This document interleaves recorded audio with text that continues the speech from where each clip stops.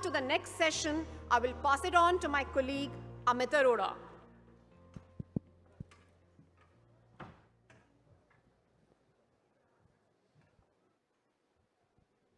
Thank you very much, Dr. Gopika.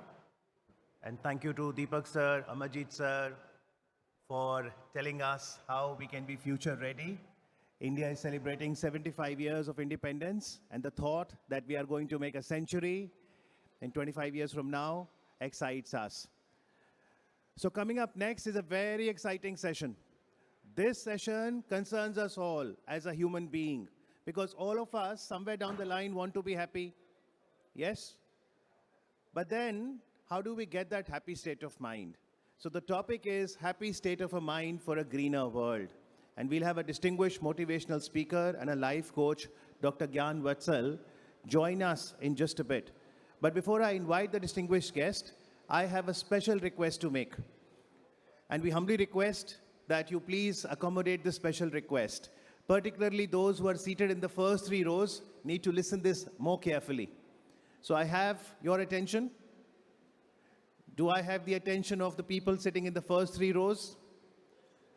Okay, so we'll honor this request because life is about perception, and it's important sometimes to understand other perspective too. So if I can have your attention, madam. Yes, this is an announcement particularly for those who are seated in the first 3 rows. Our next distinguished guest, Dr. Gnanvatsal Swami ji, has requested that women be seated after first 3 rows. I repeat, can we request that the women be seated after the first 3 rows? That's a request that has come, and we like your cooperation to honor that women do not occupy the first 3 rows and may kindly be seated from 4th row onwards. So, coming back to the topic, happy state of mind for a greener world. As I was saying, many of us may think happiness is a state of perception. Many of us may feel we get happy when we are able to eat good food, maybe travel somewhere, maybe economic growth, profit, consumption. But are these the most important factors when it comes to being happy state of mind? Or could it be something else that we need to prioritize? So I'm very sure that hearing the perspective of a distinguished speaker, we will probably hear some more aspects. So if you are ready, then please, with a round of applause, welcome the distinguished speaker of the session, Dr. Gnanvatsal Swami ji, please. I also request CAM Devaraja Reddy, past President, Institute of Chartered Accountants of India, to please come up on the stage.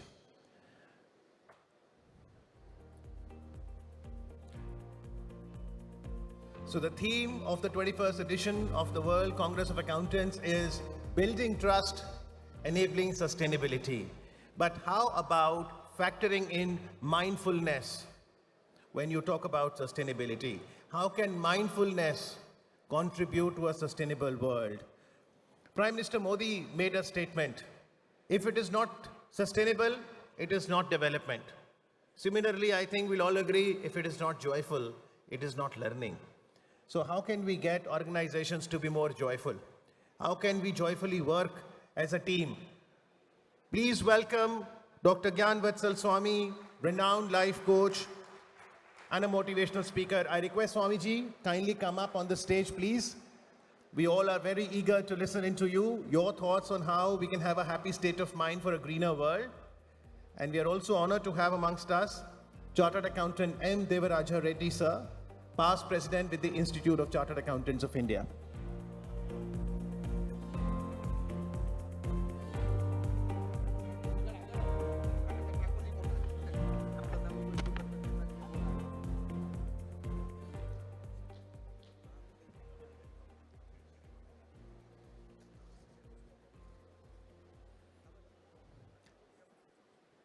Thank you very much.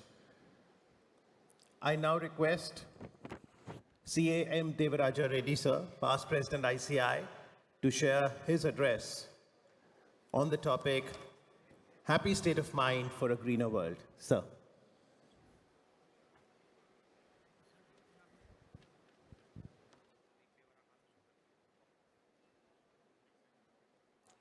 पूज्य Gnanvatsal Swami ji,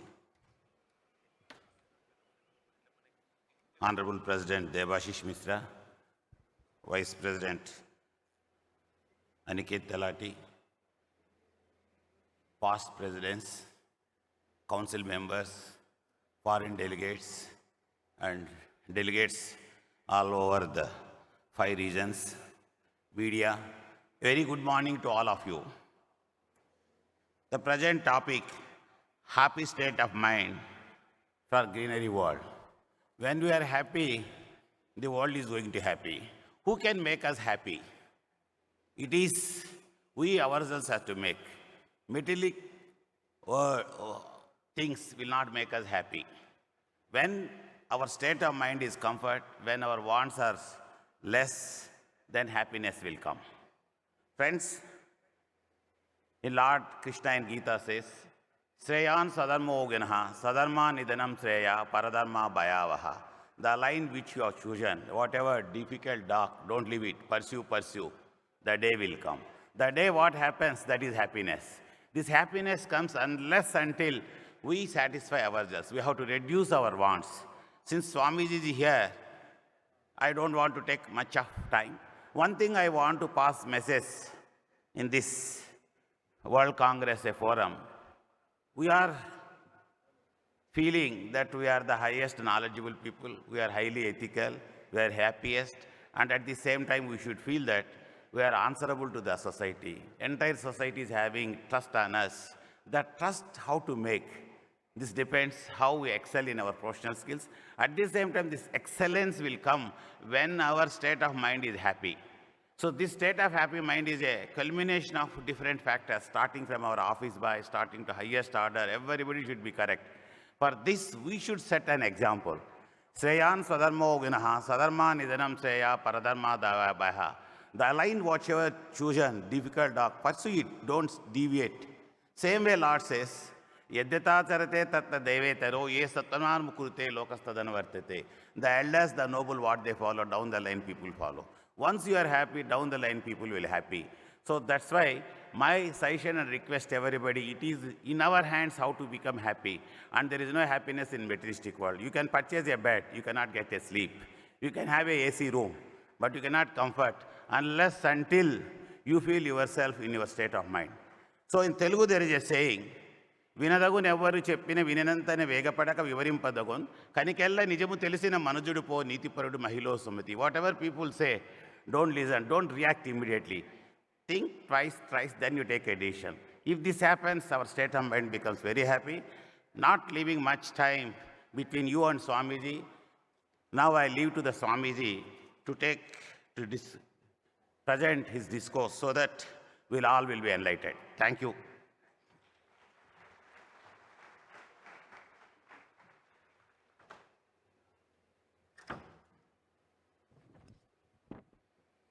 Thank you very much, CAM Devaraja Reddy sir, for setting the topic into context. I now request Swamiji to kindly share his address. Please welcome Dr. Gnanvatsal Swami, life coach and an eminent motivational speaker.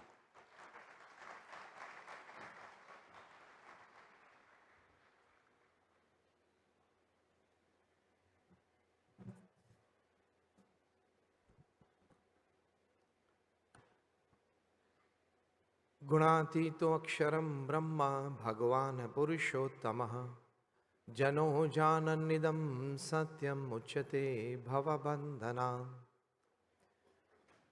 With prostrations at the divine feet of Bhagwan Swaminarayan, my Guru Hari, Param Pujya Pramukh Swami Maharaj, and my Pragat Guru Hari, Param Pujya Mahant Swami Maharaj, my heartiest namaskar. Good morning and Jai Swaminarayan to all the delegates of the 21st World Congress of Accountants, especially to respected Chairman Shri Devashish Mitraji, the Vice President Shri Aniket Talati ji, who along with your ICAI National Vice President is also a BAPS volunteer. And I take privilege and honor in saying that the past president, Devaraja Reddy sir, again my very good friend Nilesh Vikamse, and to all the delegates who are present for this wonderful event today. And well, the topic shared with me, a happy state of mind for a greener world. We as professionals, when we talk of success, the first primary matter that comes to our mind, and that primary matter we think as the fundamental one, is money, success in profession, fame, social connectivity. It may be true to quite a good extent, but that is not the ultimate success of life. We need to redefine the definition of success in our personal lives, in our family lives, in our professional lives, so that we live a complete human life. Let me tell you, there is a big difference between growth, progress, and success. If you increase the turnover of your company or you have more clients joining you every month, that is not your success, it is your growth. That growth, if it is aided by ethics, norms, and disciplines, it becomes progress. And that progress, if it is aided by humanity, morality, and spirituality, it becomes success. So there is a big difference between growth, progress, and success. Don't misunderstand your growth as success in life. From here, the story starts of a happy mind, and then a greener world. That means a happier world. Money is power. Is an absolute need, but it is not an absolute in your life. Because money can buy you the best of houses, it does not have the power to convert that house into a home. Money can buy you the best of medical plans and best of facilities and the best of hospital for your health. It cannot buy you a good health. Money can buy you good food, but it does not have the capacity to buy you hunger and digestion. Money can buy you branded clothes and jewelry, does not have the capacity to buy you beauty and handsomeness. So if there are 10 things that money can buy and make you happy, there are the 20 things that money cannot buy and still you need it to become happy. When you understand this basic thing, again repeating in one line, money is power and money is an absolute need, but it is not absolute because it does not convert facilities into happiness. Money buys facilities. It does not have the power to convert those facilities into happiness. Do you agree with me or not? Just raise your hands if you say yes. So here starts the story of how to be a happier mind. Because this is a 70 or 80-year game. Human life. How well you live it. From thought processes, to attitudes, to behavioral patterns, to expressions, to social connectivity, and to professionalism, defines you, makes up your state of mind, and thus a happier state and a greener world. The first important aspect of a happier mind is, that is a happy state of mind is, the first and the foremost, and the foundational one, is always become a prosperity thinker, never ever a poverty thinker. What does a prosperity thinker think? Yes, today is my day. Yes, tomorrow morning the sun will rise with rays of hope for me. Yes, tomorrow morning I am to get someone who could help me out of this issue. Such are the thoughts of a prosperity thinker. And what does a poverty thinker think? Oh my God, things are not moving. Oh my God, I'm stuck. Oh my God, how I'll move forward? Is all dark around? These are the thoughts of a poverty thinker. Now listen carefully what I say. Even after losing everything that you have, from materialistic things to your possessions. The one which remains with you is your thinking. And when you make it positive and prosperous, you are always positive and prosperous. That is happy state of mind. Because man at the end of the day is a bundle of his own thoughts. What you think in the morning and the noon, you become in the evening. What you think throughout the life, you become at the end of your life. So become a prosperity thinker. Even if you don't have an office to work, even if you don't have the capacity to rent an office, even if you don't have a car, even when you are living in a rented house, even in a one-room house, still have the prosperity thinking. Today belongs to me and tomorrow is mine.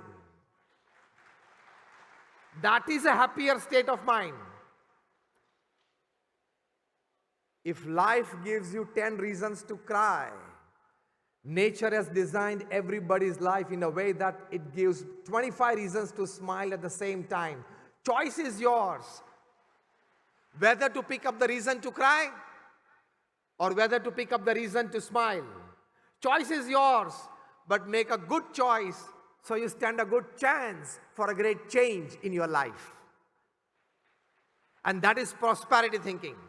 When you go for prosperity thinking, your mind will be full of ideas. Your mind will be full of positive attitudes. Deeds and actions will follow it.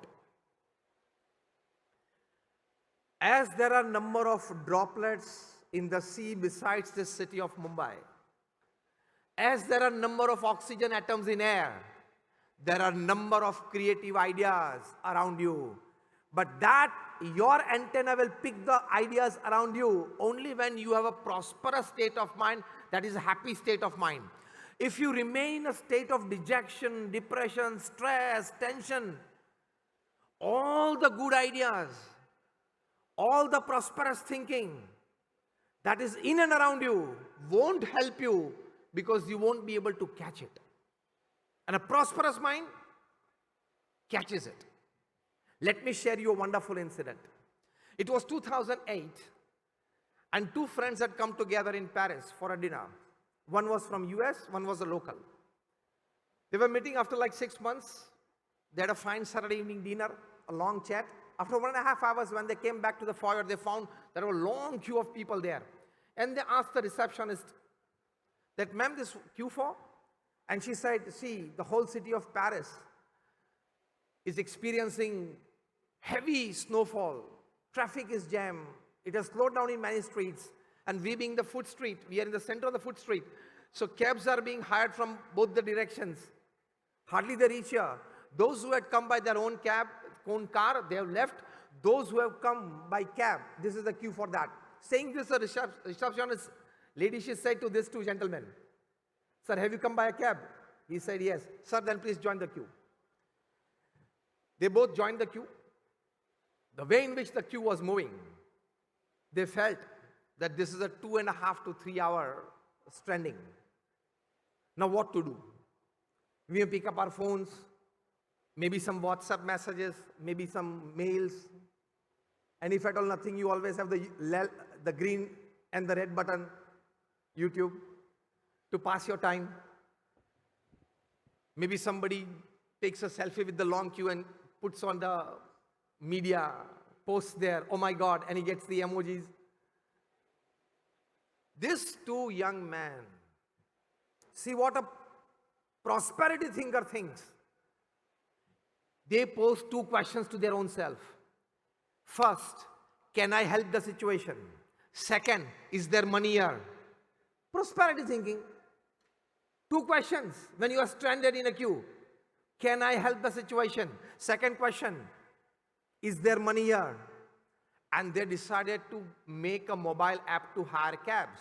They discussed the technicalities of it. By the time it was 2.5, 3 hours, they got their cab, went back. The American friend went back to his place in Los Angeles. Another for 6 months, they discussed the technicalities, the marketing of it. They designed the app. It was tested in few cabs, 510 in Los Angeles, successful, 1,500 successful, 500,000 cabs successful. When I'm talking to you today, this mobile app serves more than 3 million people every day in 66 countries of the world. I'm talking of the history of Uber. And the gentleman stranded on that day, none other than the owner of Uber, Travis Kalanick, and his little-known friend, Mr. Garrett. Prosperity thinking. Don't say I'm bogged down.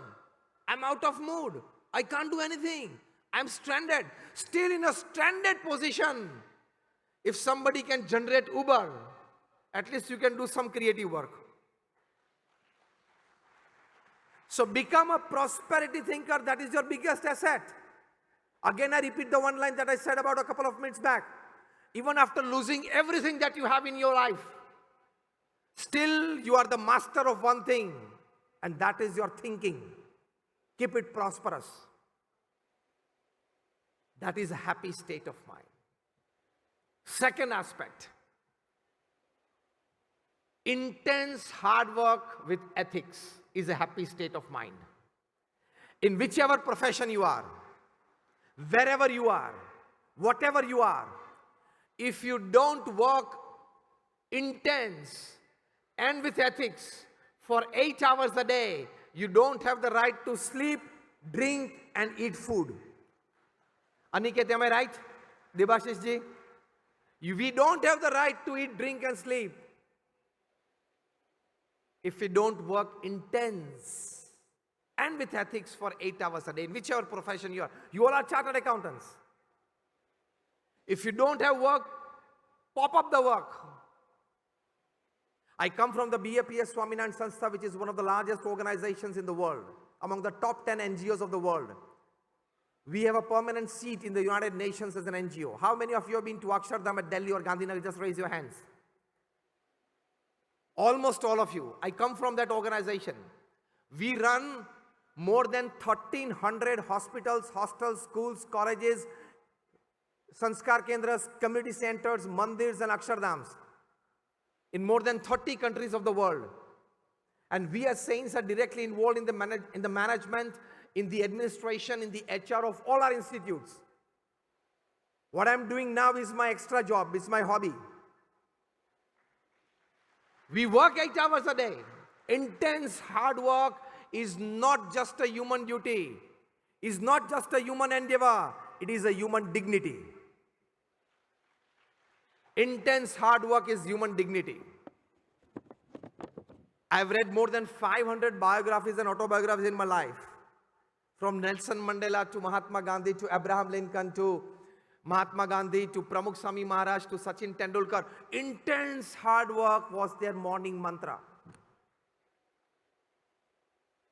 And with ethics. There is a proverb in the East African jungles that every morning when the sun rises, the slowest deer has to run minimum faster than the fastest lion to see the evening. And the slowest lion has to run minimum faster than the slowest gazelle to see the evening. And the moral of the story is, whether you are the lion or the deer, when the sun rises, you have to run. Whether you are the lion or the deer, when the sun rises, you have to run. And if the topmost authority in the country at the age of 73 runs for 16 hours a day, we are quite young. We can.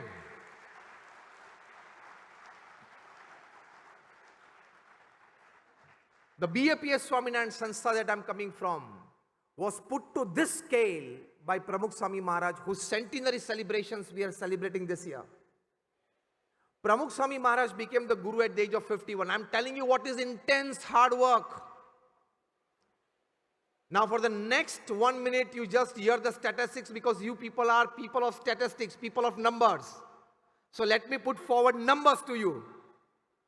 Pramukh Swami Maharaj became the president and the guru of this organization in 1971 at the age of 51, and thereafter he traveled to 60 countries, 18,000 villages, towns and cities. He personally visited 3.5 lakh homes. He read and answered 7.5 lakh letters at an unbelievable average of reading and answering more than 70 letters a day without a Sunday for 45 years. He initiated 1,100 saints like us. More than 750 of them are graduates, postgraduates, chartered accountants, doctors and engineers. He created a strong volunteer force of 55,000 volunteers. He was felicitated with standing ovation in the British Parliament, in the Canadian Parliament, in the Kenyan Parliament. He has been the recipient of more than 40 key to the cities in America. And he created 1,300 institutes of social service. That is 1,300 hospitals, hostels, schools and colleges in a span of 45 years from 1971 to 2015. That is, every 15th day, he created an institute of social service and gifted it to the society. Every 15th day. If some chartered accountant from your group, he comes up with a new office every year in a different city of India, how would you rate him? Extraordinary, isn't it? Pramukh Swami Maharaj, from purchasing or getting a land to getting it cleared in the government, legal procedures completed. We are non-profit organization, so funds raised, tenders dish out, construction starts, finishes, we get the right kind of people to run the institute. All this process that I described, Pramukh Swami Maharaj completed it every 15th day for 45 years, and all 1,300 institutions are running beautifully. Aniket, am I right? Because he is a close observer and one of the families that are closely associated with BAPS. His father, Sunil Talati, I think he was here 2 days back, he told me. He was very much blessed by Pramukh Swami Maharaj on many occasions. What I mean to say is, intense hard work but with ethics.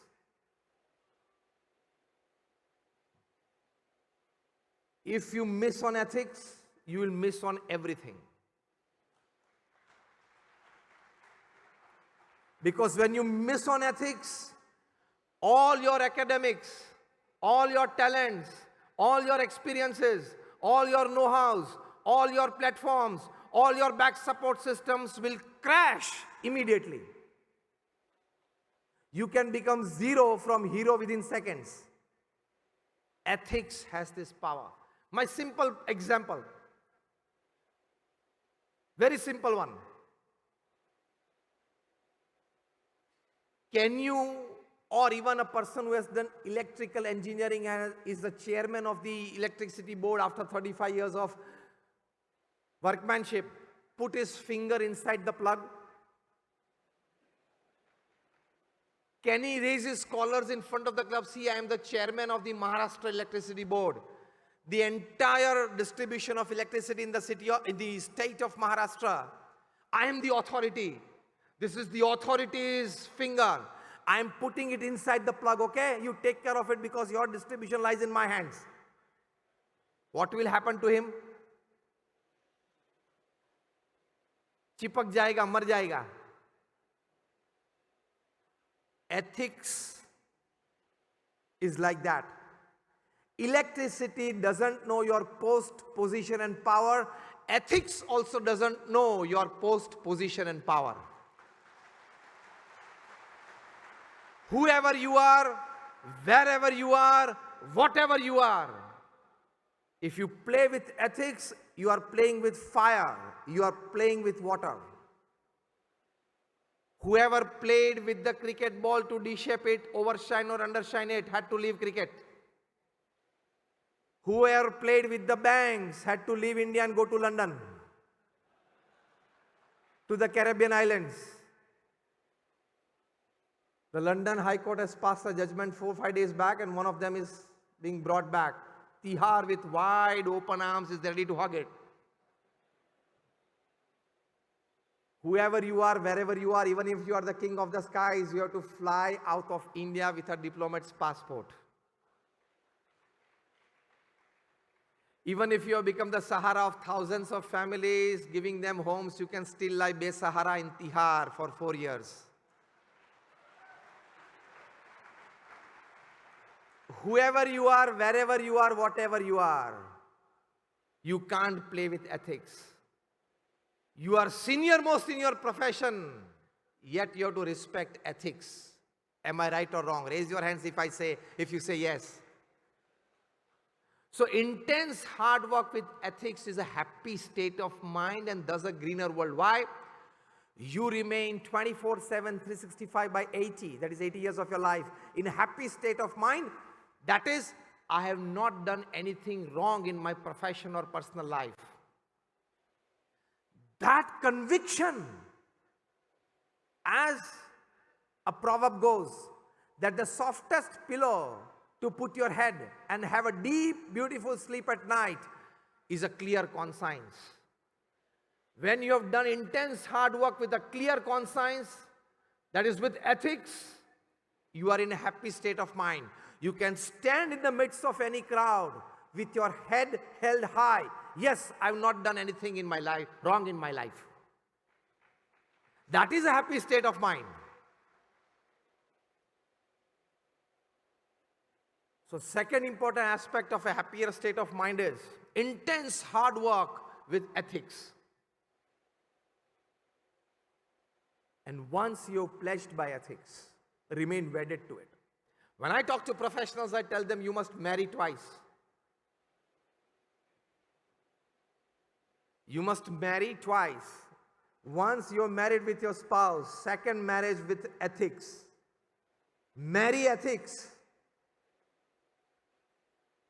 Many years back in the late 90s, a football match was played in Europe between the two teams. It was a charity match to help some old age football players to pay their medical bills. One team was led by none other than Maradona, the great Argentine who won the World Cup for Argentina in 1986 and considered to be one of the best footballers of the century. And the other team was led by another great French footballer, Michel Platini. Maradona and his team wore the t-shirts, "Say no to drugs." Michel Platini and his team wore the t-shirts, "Say no to corruption." Because at that time, and many a times, drugs and corruption prevails in many sports fraternities. They played the match. It was a packed stadium. Big fund collected, well distributed. 5 years after that match, Maradona was caught possessing drugs and in drug abuse case, and he was for 1 year banned from football. And 20 years after this match, Michel Platini was caught accepting bribe and was with the ethics committee of FIFA. He was banned lifetime from football. Both of them could not stand for the values that they once stood for. Such things should not happen in a life. Once you have stood for a value, you stand by it. As a chartered accountant, when you have taken up your profession with a pledge that I will only paint the white paper with black ink, not the red and the blue one. I think you understand a lot by this sentence.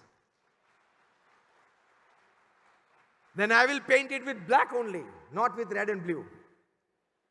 That pledge, whether people know or not, your conscience knows it. And you can't stay with a cheated conscience. It will hurt you. It will disturb you. It can be a source of total unhappiness and disturbance in the last stages of your life. And that is not a human life lived. You just grew. Perhaps you progressed a bit. You were never successful in life. So with ethics, it is a happy state of mind. It is a greener world. That means a beautiful world, a happy world in and around you. Third important aspect of a happy state of mind, and thus a greener world, is in the formula of success, the definition that we described and we tried to understand is humanity, morality, and spirituality. Humanity plays a big role in making a happy state of mind. You are not the visiting card that you hold. You are not the car that you drive. I'm talking this because we want to make other people know ourselves with what we possess. You are not the visiting card that you have in your pocket. You are not the car that you drive. You are not the house that you live in. You will be recognized more by your possession of values of humanity.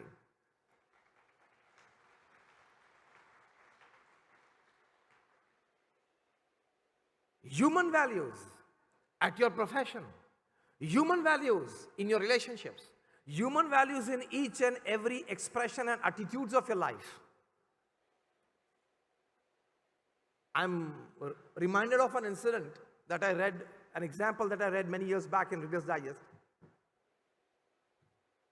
Once the chairman of the Standard Oil, John J.F. Rockefeller, he came across an incident in his office, the first official dollar billionaire of the world, that by some employee's mistake, the company has lost $2 million. 2 days hence, the chairman calls that employee in his chamber. And the employee feels that he'll fire me, he will blow me up. Rockefeller offered him a seat, offered him a glass of water, and the employee was surprised that I am in the lower rung of the mid-management. Forget the top management. I am in the lower rung of the mid-management. Still the chairman offering me so much. And he was shivering. Pulling out a chit from the drawer, Rockefeller said that your integrity towards the company since 20 years, I appreciate. Your work and your projects since 20 years with the company, I admire. He draws out this list from his drawer of the work faithfully with all loyalty done by that employee for the company. And then Rockefeller tears that chit and says that I've got all the news that has happened recently in our company. And I've called you for, and the employee started shivering. I've called you here because I know you have worked loyally, faithfully, with all ethics in the company. I know it is a zeal in your heart that you want to pay back this $2 million with interest back to the company. But for that, you will need more powers, a better position. So today I've called you in my office to promote you 2 scales so that you have the power to get better, to give better decisions, and you can pay back to the company what is in your heart. See the level of humanity to understand a person. This is what Stephen Covey writes in his most famous management book, 7 Habits of Highly Effective People.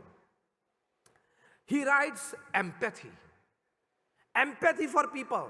That is happier state of mind for you and for the people. Imagine what the happiest state of mind would have been created in the within of Rockefeller as well as that employee. When Rockefeller kept this attitude with the employee who had made this mistake and cost $2 million to the company. So, empathy. Listen empathically. Most of the times we listen to our employees or co-workers or colleagues with the intent of answering. Don't just listen with the intent of answering. Listen with the intent of empathy.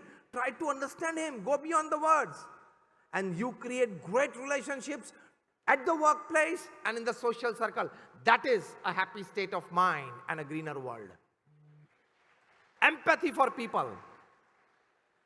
When you meet a person, the first empathy should be, he is right. Let me try to understand him. When you sit in the board meeting, first empathy for all your colleagues is, they are right. Let me try to understand them.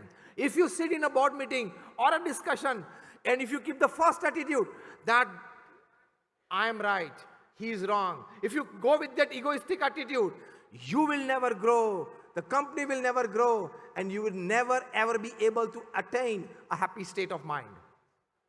First, keep this attitude that even your opponent is right in some way. Let me try to understand. And after giving a deep sense of understanding to it, if you feel that he is wrong, you can deal accordingly. But don't, never ever, I'm using these 2 words, don't and never ever try to judge the person from the first appearance. Then that is a happy state of mind. हमारा तो ऐसा होता है, कोई व्यक्ति को देखते ये ऐसा है, वो ऐसा है, ये ऐसा है, वो ऐसा है. Not that. Keep this attitude and you will live in a happy state of mind. You will create positive vibes. You will create a happiness atmosphere at your workplace. And this happens when you try to teach yourself this kind of attitudes. Our Guruji Pramukh Swami Maharaj, whose centenary celebrations we are celebrating, he always used to say one thing, that never ever judge a person. When you meet a person, when you communicate with a person, when you deal with a person, first attitude should be, he can be right in some way. Let me try to understand him. Keep this attitude. If you don't remember any other thing in this talk today, remember this one thing and keep it in your heart and mind and carry it with you tomorrow in the office. And see the changes happening in the bridges that you create because of this. That is the power of this understanding. Another good aspect is morality in life. That is a happy state of mind. And in this morality I would describe, always keep a thought constantly running in your mind that I want to give back to the society in some way. I always oppose a word, and when somebody introduces themselves or else, that he is a self-made man. Nobody is self-made. His parents, brothers and sisters, neighbors, teachers, students, that is co-students in the classroom, his friends, his colleagues, all have played their respective roles in making him. Nobody is self-made.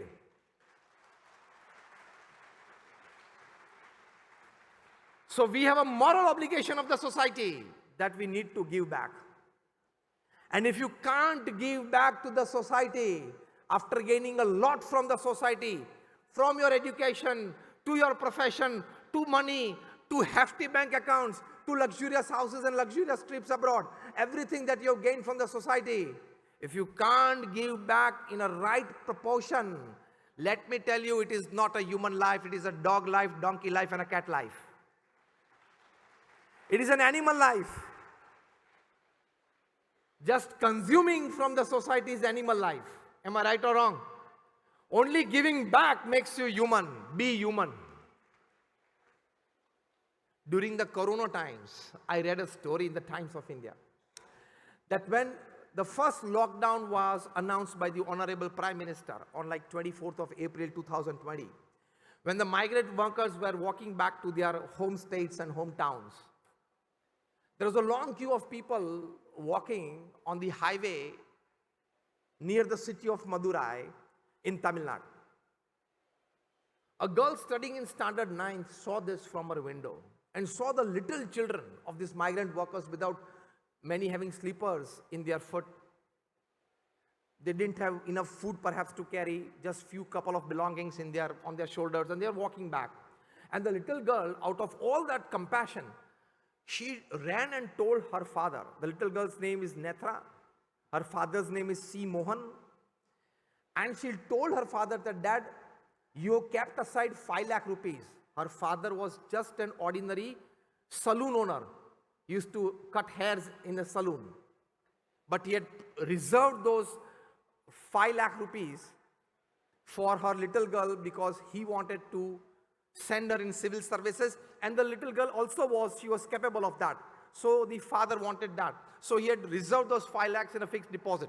The little girl approaches her father and said, Dad, God will give us another money for our education. I want you to use all the money for food for these migrant workers and their children. And her parents were in tears. And he said that, fine. If you have that feeling in your heart, we will use it. And an ordinary saloon owner, he spent all his life savings of 5 lakh rupees in 2020 in preparing food, in making food packets to give it to the migrant workers. When this story was highlighted by the Honorable Prime Minister in Man Ki Baat episode, it echoed all over the world, inside the halls and the chambers of the United Nations. And the United Nations immediately picked up this little girl, and today she is an ambassador of United States for improving the lives of poor people.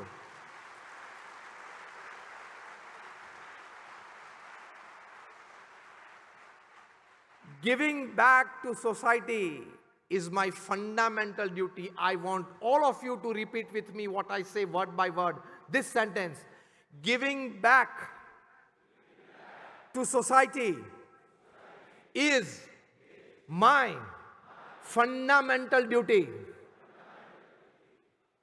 I want all of you to say this sentence once in your office every day from today. This is my giving and gifting to you. And if you like it, you can put it on the board. Giving back to the society is my fundamental duty. When you understand this, you will contribute. And when you are in a contributing mode, it is happy state of mind. When you are in a contributing mode, it is a happy state of mind. And when you are just in the gathering mode, you are always in the disturbed state of mind. When you are in the gathering mode, you are always in the disturbed state of mind because you will constantly face competitions, stress and tension. That is more. And lastly, I finish in the last 3-4 minutes. Lastly, spirituality is a happy state of mind.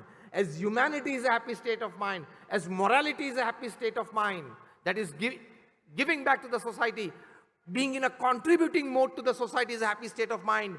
Spirituality is also a happy state of mind. And what is that spirituality? In very few simple words, I'll try to make you understand it. Not deeper meanings. For a moment, let's not talk about the heavens. Very practical spirituality I will talk. Because these are the times of cash and carry. In spirituality also I will talk cash and carry. Very practical. And what is that? See, why do we experience stress? Let us go to the fundamental reason of it. Why did this not happen? Isn't it? Yes or no? I tried it, I put all my resources behind it, all my academics, know-hows, platforms, everything. Why did this not succeed? This is the principal reason of stress. Or why did this project not complete in the time bound that I decided? But let me ask you 2 simple questions in which all of you will give me an answer in yes, and nobody of you will be able to give me an answer in a no. Question number 1. All of us have an experience that sometimes we planned well, executed well, still we did not get the desired results. Yes or no? Sometimes we planned less because maybe time constraint or whatever, resources constraint. We planned less, we executed less, still we got results beyond our imagination. Yes or no? Have you ever given a thought to this happening in your life, which is almost a day-to-day happening? That sometimes I planned and executed well, still I did not get the desired results. And you were the same person, by sub, when you executed less, when you planned less, and still you got the desired results. What does that mean? That means, now listen carefully, beyond all your plannings and execution, there is some other factor which is playing an important role in deciding the success or the failure of the project, and that is God.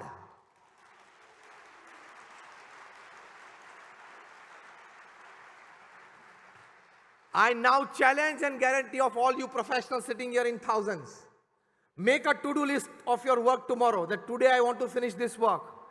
And you make a list of 10, 5, 7 or 13 works by the end of the day. If you get all the ticks by the end of the day, WhatsApp that piece of paper to me. I want to see it whether you complete the to-do list or not. How many of you have completed the to-do list of the day, every day for 1 week or 1 month continuously? Nobody is raising the figure. Even if I speak for 1 day, you will not be able to raise your finger. Why?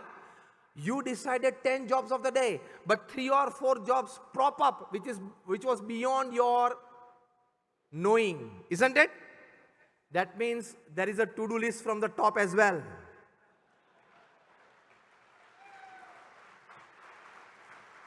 There is a to-do list for you, Nilesh. There is a to-do list from the top as well.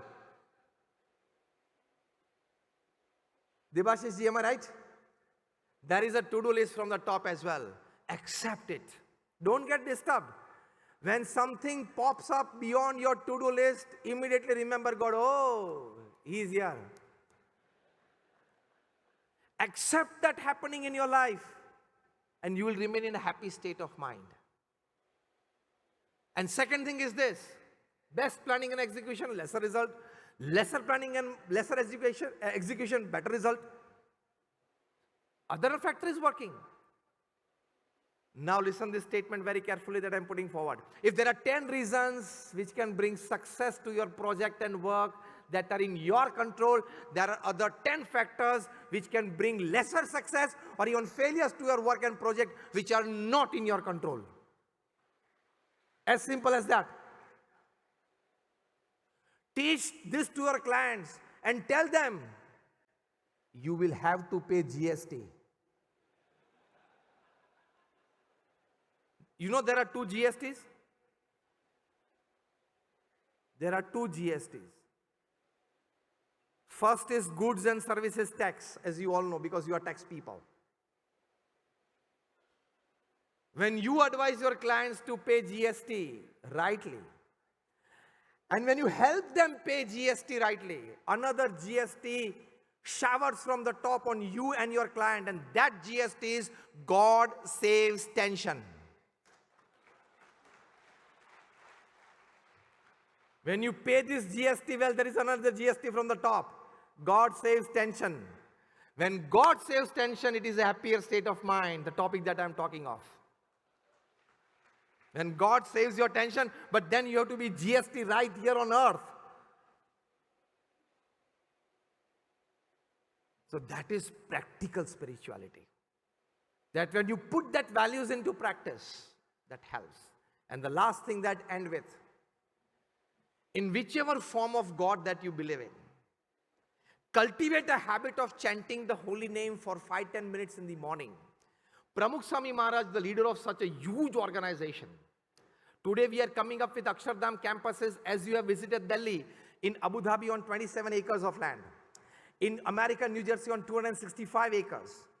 At Johannesburg in South Africa, at Sydney in Australia, huge Akshardham-like campuses. Intense hard work with ethics, but Pramukh Swami Maharaj always found time for his morning chanting of holy name and his evening chanting of holy name. There is a scientific implication to it. Let me talk science and logic, because I'm a man of science and logic both. I've done my engineering and I'm a man of spirituality as well. At the University of Philadelphia and at the University of Pennsylvania, Dr. Andrew Newberg, Dr. H.G. Coing, I'm giving you the names, you can go on Google. They conducted an experiment, 4,000 people, they got together and made them sit and chant the holy name for 12 minutes. Before that, by psycho-neurosoftwares, their MRIs and mind mapping were done. And they were asked to repeat the experiment a few times. They were asked to go back home. These 4,000 people were coming from across the strata of the society, caste, creed, color, religion, nationality. They were asked that because they are the subjects of the experiment, they are supposed to do this chanting of the holy name for 12 minutes every day for the next 8 weeks. Then they were called back, again made to sit, again a couple of experiments. Then by psycho-neurosoftwares version 2.0, again their mind mapping and MRIs were done. So what kind of hormones are released in the body, in the bloodstream, when you chant the holy name? That was perfectly measured. And the conclusion report reads, children in the age group of 4 to 12, when they did the chanting of the holy name of God, they found by psycho-neurosoftwares that they had 15 to 25% increase in their memory power. Isn't this a happy state of mind for everybody in the family? Your children's memory power increases by 15% and he starts scoring 80% instead of 60%. And your hopes of making him a CA to run your firm grows more live and green. Then it is a happier state of mind for everybody in the family. 15 to 25% increase in the memory power of children in the age group of 4 to 12. Second age group was 12 to 22, teenagers and youngsters.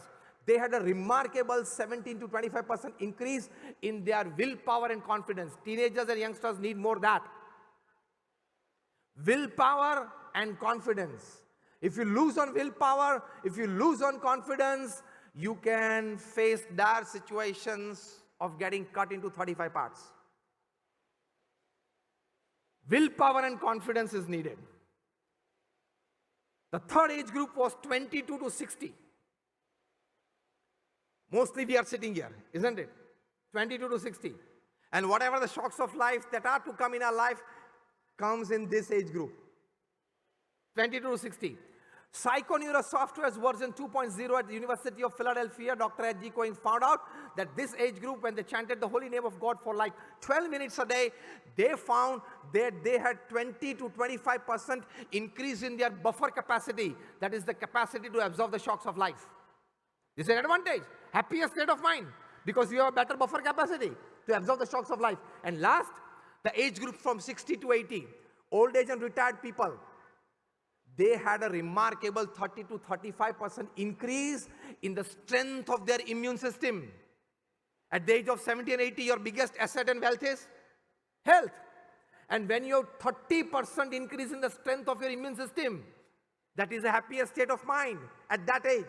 So they found out by a scientific experiment, by checking the release of the hormones during the chanting of the holy name, that by chanting the holy name of God, you have increase in your memory power, you have increase in your willpower, you have increase in your confidence level, you have increase in your buffer capacity to absorb shocks of life, and you have an increase in the strength of your immune system. This 5 can be a happier state of mind for everybody in the family. So, conclusion is, when you want to have a happier state of mind, first, know money well. Money is power, as I said. Money is essential, as I said, but is not absolute in life. By this attitude, know money well. Second is prosperity thinking, never poverty thinking. Third is intense hard work with ethics. Fourth is a good work-life balance. Fifth is humanity and morality. And sixth is spirituality. Thank you very much for patiently listening to me. All my prayers for all of you, and my wish from my inner heart and pray for all of you for a happier state of mind and thus a greener world. Thank you very much, and prayers for you all.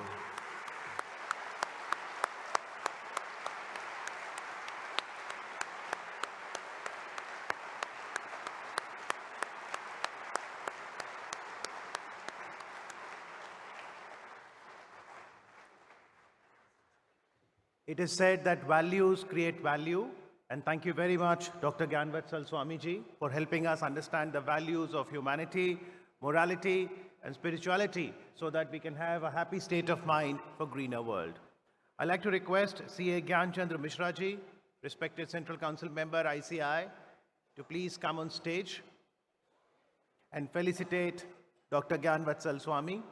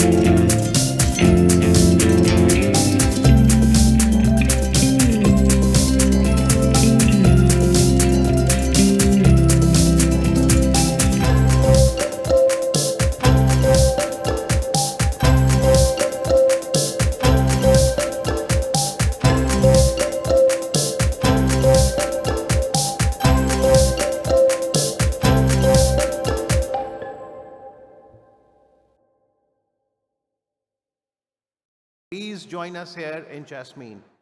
The second concurrent session will happen in Tulip at level 1, where we will be focusing on technology and the future. It will be a panel discussion. I request all Central Council members to please join us on stage so that we can have a group photograph with Dr. Gnanvatsal Swamiji, something that we will cherish for posterity.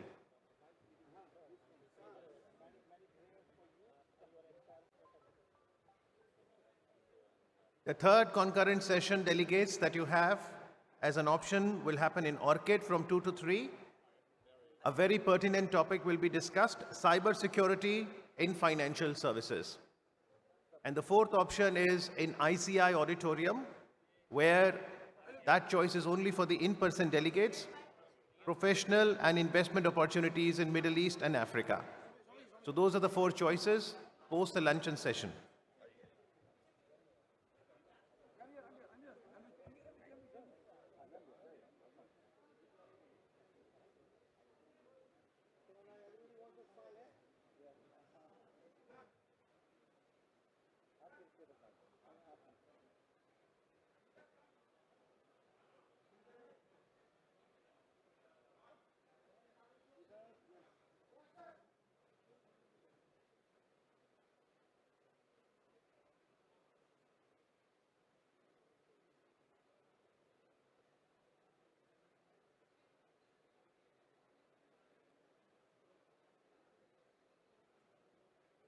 Thank you very much once again, Dr. Gnanvatsal Swamiji, and we would like to extend our greetings as well. As you mentioned that we are celebrating Pramukh Swamiji Maharaj's centenary celebration. So best wishes. Time for a break and see you at 2 p.m. Thank you.